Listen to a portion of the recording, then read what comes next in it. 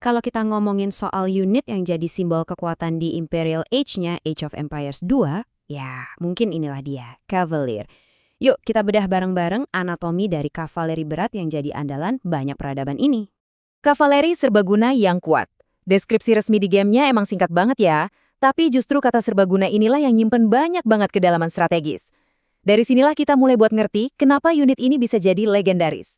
Jadi, apa sih cerita sebenarnya di balik unit andalan Imperial Age ini?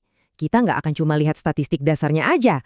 Kita bakal bongkar pilihan-pilihan strategis dan variasi unik yang bikin unit ini tuh seru banget buat dimainin. Oke, kita mulai dari awal. Pertama-tama, dari mana sih Cavalier ini asalnya? Unit ini kan nggak tiba-tiba muncul gitu aja di stable. Ada proses, ada jalur evolusi yang harus kita lewati dulu. Semuanya dimulai dari Knight di Castle Age. Begitu kita masuk ke Imperial Age, kita bisa upgrade dia jadi Cavalier. Ini langkah yang penting banget sebelum akhirnya bisa mencapai puncak evolusinya Paladin yang super elit. Nah, sekarang coba diperhatikan perbandingan biayanya. Lompatan sumber daya dan waktu dari Cavalier ke Paladin itu gede banget. Ini bukan upgrade yang bisa dianggap enteng. Makanya, disinilah dilema strategisnya muncul. Dan ini yang bikin Cavalier tetap jadi pilihan yang sangat kuat dan relevan, bahkan sampai akhir permainan. Oke, jadi gimana cara kita pakai Cavalier biar efektif? Unit ini emang kuat banget, tapi ya seperti unit lainnya, dia punya kelebihan dan juga kelemahan yang jelas. Kekuatan utamanya jelas buat nerobos ekonomi lawan dan ngancurin unit-unit lembek kayak pemanah atau villager. Mereka juga bisa jadi mid shield yang fantastis. Tameng hidup yang tebal buat nyerap damage dan ngelindungin pasukan kita di belakang. Tapi, hati-hati sama kelemahannya. Halberdier dan Camel Rider itu musuh bebuyutan yang sebisa mungkin harus dihindari. Nah, di bagian inilah semuanya jadi seru banget. Cavalier itu bukan unit yang sama di setiap peradaban loh. Beberapa peradaban bisa mengubahnya jadi monster yang benar-benar beda.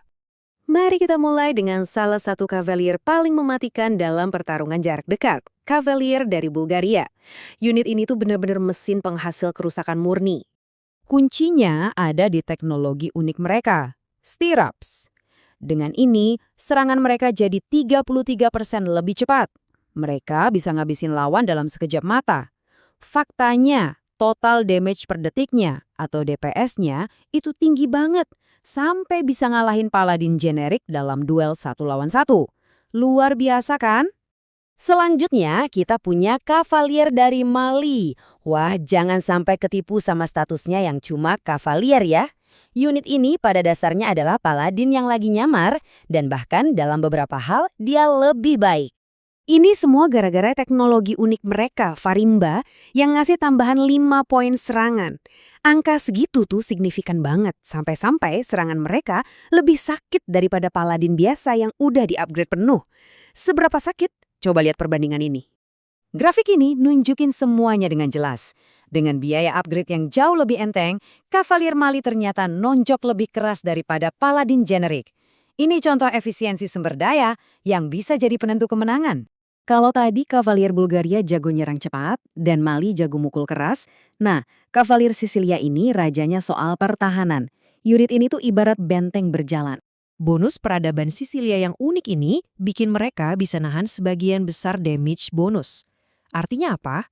Artinya, unit-unit yang emang dirancang buat ngalahin mereka, kayak Halberdier dan Camel, tiba-tiba jadi tumpul, jadi kurang efektif. Ini benar-benar mengubah aturan main di pertarungan kavaleri. Oke, sekarang kita tinggalin dulu strategi gamenya sejenak dan coba lihat inspirasi historisnya. Dari mana sih sebenarnya istilah Cavalier ini datang?